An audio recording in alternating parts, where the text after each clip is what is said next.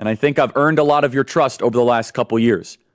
If you're vacating, just so we're clear, you agree with the Democrat Party. That's a fact.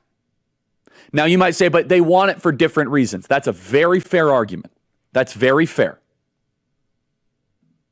But it will be Democrats plus this. And this is so funny. Betsy says, Charlie, we see through you now. You're just like the rhinos. Quit calling yourself a conservative. You are a fake. Okay, Betsy. What's up, everybody? Major Retired Richard Ojeda here. Charlie Kirk, I hope you have good security considering the stances you're taking. I'd hate to see you in the streets right now. Turning Point USA founder Charlie Kirk caught a lot of heat from his own audience over his latest idiotic stance on Kevin McCarthy. Someone says, Charlie, I think someone got to. I'd like to know how much money you're getting to take this position.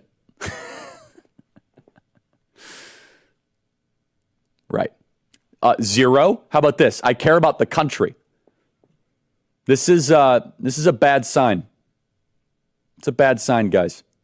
This one right here. Charlie, I hope you have good security considering the stances you're taking. I'd hate to see you in the streets. Like, now they're just getting to threats. It's really amazing.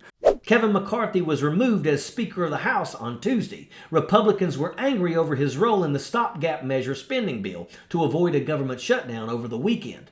The Gaetz and McCarthy showdown was just getting started, too. Matt Gaetz has been threatening McCarthy ever since he took control of the gavel. Tuesday, it all went down.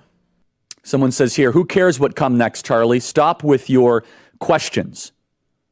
The people, like the former speaker who take bows for having a great record, should calm down. Good for Representative Gaetz. Burn it all down. Okay. I hear you guys. Loud and clear. Honestly, burn it all down sounds like Antifa. I'm just going to be honest.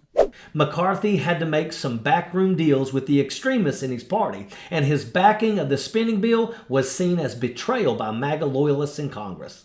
Kirk tried to gaslight viewers by saying that if they support the Gaetz mutiny, they are siding with the Democrats. And this was the moment that Charlie Kirk got some pushback from his own rabid viewers. I got to be honest, guys. This is not a good thing. To attack the motives of somebody who is simply calling out the facts and asking questions. I hear the rage. I'm not taking it personally. But at some point, you have to wonder. You got to ask yourself the question, is like everyone going to be cast off the island? What Charlie Kirk is leaving out is that Democrats overwhelmingly voted in favor of the stopgap spending measure to avoid a shutdown. If a government shutdown would have happened, government workers wouldn't have gotten paid. People who rely on Social Security wouldn't have gotten paid either. Our military readiness would have also suffered. Matt Gaetz said that the Department of Education and the Department of Labor could use a few days without pay. All of these jackaloons that were threatening a shutdown are millionaires. A delay in a paycheck for them is not going to get them evicted. What needs to be presented is that Kevin McCarthy ignored the J6 committee. He launched an impeachment inquiry on President Biden. He empowered Jim Jordan and James Comer. He is trash and needs to be set out by the curb for pickup. The Democrats don't have a problem with Kevin McCarthy catching hell and being held accountable by his own party. This is not a Democratic vendetta. It's an attack by the Republicans on their own leadership.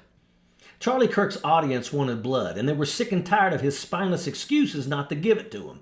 The Republican circus has replaced any chance of GOP leadership doing the work for the people. Extremist Republicans are a group of complicit buffoons who bank on the stupidity of their supporters to fund their agendas. Charlie Kirk is part of that misinformation process, and that is an absolute fact. Sappers clear the way, airborne all the way.